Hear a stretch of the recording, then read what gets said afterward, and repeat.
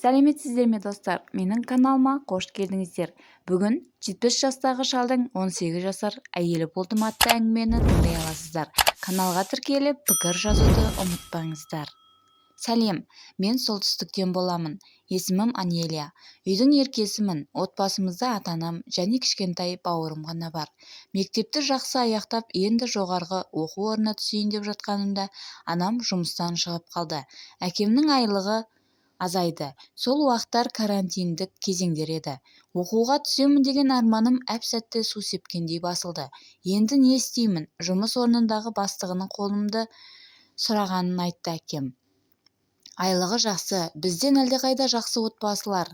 Дүниесі бар, кем болмайсың ешкімнен, деді. Өзім сұлулығымда шек жоқ еді. Сұлулығымды суреттен көріп ұнатқан болар деп кездесіп көрейін дедім. Бастығын жап-жас жігіт деп келер деп үміттеніп отырсам, алдыма 70 жастағы қарт кісі келіп, «Анелия, сіз бе?» дейді. «Иә», дедім. «Мұнда басқа кісі келуші еді», дедім. «Күткен кісіңіз мен боламын», деп есімі Бақберген екенін айтып таныстырып өтті. «Сіз әкемнің бастығы боласыз ба?» дедім сасқалақтап.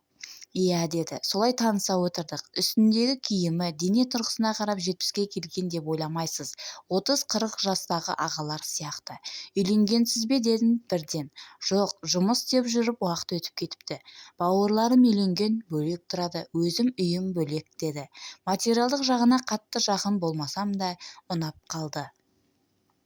Бір уақытта менің әйелім болыңызшы деп ұсыныс айтты. Мен келіспедім. «Мен жаспын, оқимын, сіз үлкенсіз», дедім. «Мен сізді біраз болды сыртыңыздан көріп ұнатып жүрмін. Әкеңіз де бұл жағдайды біледі. Өз отбасымдай қараймын, оқытамын», деді. «Барлық жағдайды жасаймын», деп уәдесін берді. Мен ойланып, сосын жауап беремін деп орнымнан тұра үйге асықтым. Әкемнен не болып жатқанын сұрадым. «Неге бұлай? Менен үлкен адамға бермексіздер.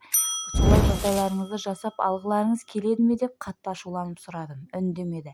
Әрине, мәпелеп отырған қыздарын ешкім қимайтын шығар. Аш емеспіз. Жұмыстың жоқтығы, кризис болмаса, жағдайымызды жасап алуға болар еді. Ал мені тұрмысқа беріп жіберу оңай жолы болыпты. Мен келістім. Себебі інімді ғана ойладым. Барым да, нарым да сол ғана еді. Жаны таза, адал еді. Солай 2 айдың ішінде ұзату тойы болып, небәрі 18 жасымда әйел атандым. Әке-шешем қолымызға келіп тұрды. Бауырымды өзім мектепке апарып жүрдім. Әкем айлығы біршама өсті. Анам басқа жұмыс тапты. Бақберген шалым да осал адам емес екен. Өзі депутатта болып жұмыс жасайды екен. Қыз болып шыққаныма таңғалып, бар жағдайымды жасады. Өмірім қатты қиын болғанмен бәріне шыдадым. Жасы үлкен адамдарда төсек қатынасы басқа болады екен. Жасы келген адам қандай қателік болса да шыдауға тырыстым.